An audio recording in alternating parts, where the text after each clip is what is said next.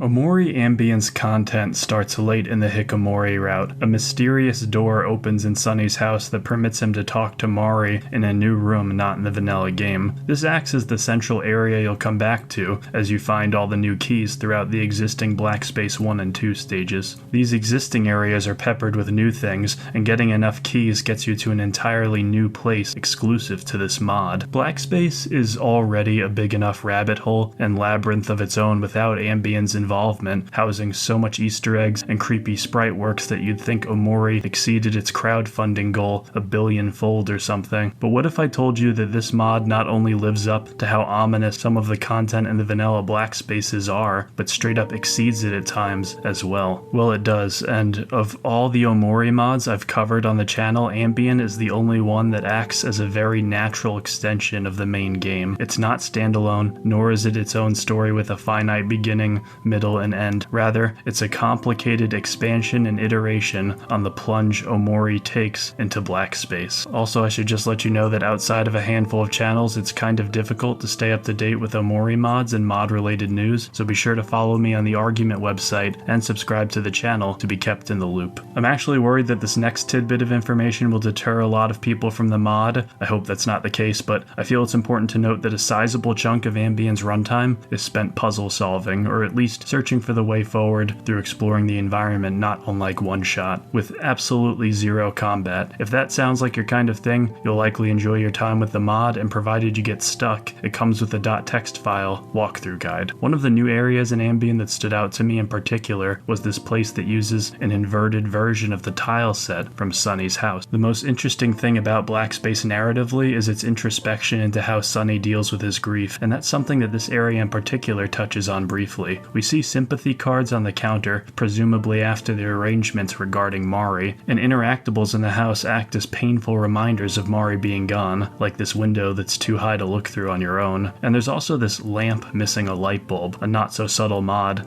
to light bulbs being such a frontal piece of OMORI's imagery. Mari's absence is definitely felt in base OMORI, but this brief slice in Ambien gives us a look at the day-to-day musings of Sunny missing his older sister. In lots of ways, it reminded me of another fan project for OMORI out there, Day 224, which showed Hero's glimpse into life after Mari. Blackspace has always been one of the most compelling things about the original game, and that's in large part to how much optional content there is. It's a great narrative parallel to Sunny's own reflection on everything that happened. You're able to get past it as quick as you can, or dwell on everything, spiraling deeper and deeper, peeling back layers of Sunny's consciousness, and getting disturbing insight into not only what happened exactly on that fateful day, but the way in which it's internalized. Seriously, Blackspace and Blackspace 2 are big enough that they could probably have their own entire wikis, separate from OMORI as a whole. There are areas so obscure and so particular to find that two players going through it could come out the other end having seen fairly different things, and it's great to see that Ambien understands this so thoroughly by having optional areas and multiple paths of its own. Just make sure you don't accidentally end up in Aubrey School, because that sounds like the kind of place where bullying runs rampant and unchecked. Bringing it back to the level select area, as I touched on before, you'll eventually gain access to the new zones outside both Blackspace 1 and 2, and as you'd expect, there's no shortage of creepy imagery and unsettling music, like this giant spider that you can go inside. Ominous areas like this are the rule, not the exception. There's another place under a gray cloudy sky where you can find Basil, and in typical Blackspace fashion, things seem semi-okay at first, but for one reason or another, Basil meets an unexpected demise. While he's following you, the ground gives out from under him, forcing the player to use the stab ability to return to the Mari area as they're trapped. Some people found this encounter comical. I can definitely see that. To me, it felt par for the course and not so blatant that it destroyed the serious tone or anything. I gotta say, I was consistently amazed at how Ambien manages to make areas that feel entirely new and wholly unique, largely using assets that were already in the game. It never felt cheap or contrived, and always felt like it was servicing the dark aesthetic the original game is known for. Many keys later, we go through this portal and come across Teiko, who has always been an oddity in the OMORI community and amongst OMORI's characters, as she was regulated to an Easter egg character from a normal one and has only one appearance in vanilla with no dialogue. But that changes here, because upon talking to her, she exclaims that sorting out your inner demons like this is a betrayal. Headspace has provided more love and reciprocation to you than all of your faraway friends combined. Never mind what'll happen after they figure out the truth. Yeiko is annoyed at the player's progression towards tranquility here, and it's interesting seeing the sentiment manifest in more NPCs than than just the final boss. In many ways, she's the dead opposite of the stranger, who is insistent on telling the player all the time that they're doing the wrong thing. I love what they did with Teiko here. I doubt there's much material on her in the original Omori webcomic to even shape a personality for her on this mod, but giving her this foreboding role as the devil on Sunny's shoulder here was a really interesting way to utilize an unused character. She keeps her mystique while gaining a pivotal role in the story. Before I give my more critical thoughts on this fan project, just know that what you've seen in this video is merely a taste of the dozens of new rooms Ambien has to offer, so there's still plenty for you to see if you're a big fan of the style this thing is going for. Now for the timely question that I get asked a lot. Provided I didn't run a channel that covered Omori mods, would I play Omori Ambien? As in, if this wasn't required for my work, would I play through Ambien on my off time? To put it simply, no, I would not. This mod is well made and paced, and definitely satisfies a certain niche of RPG Maker and Omori fans, but I've never been one for puzzle solving and environmental mazes in the genre. If anything, they're my least favorite part of games like this. I like mods that are more straightforward in how you get through them and focus more on renovating the battle system with quality of life and balance changes the base Omori so desperately needs. That doesn't change the fact that most people watching this will probably not share that sentiment though, and if somehow the plunge into Blackspace and Omori was not deep and dark enough to satisfy your morbid curiosity, Ambien is required viewing, and so are its two endings.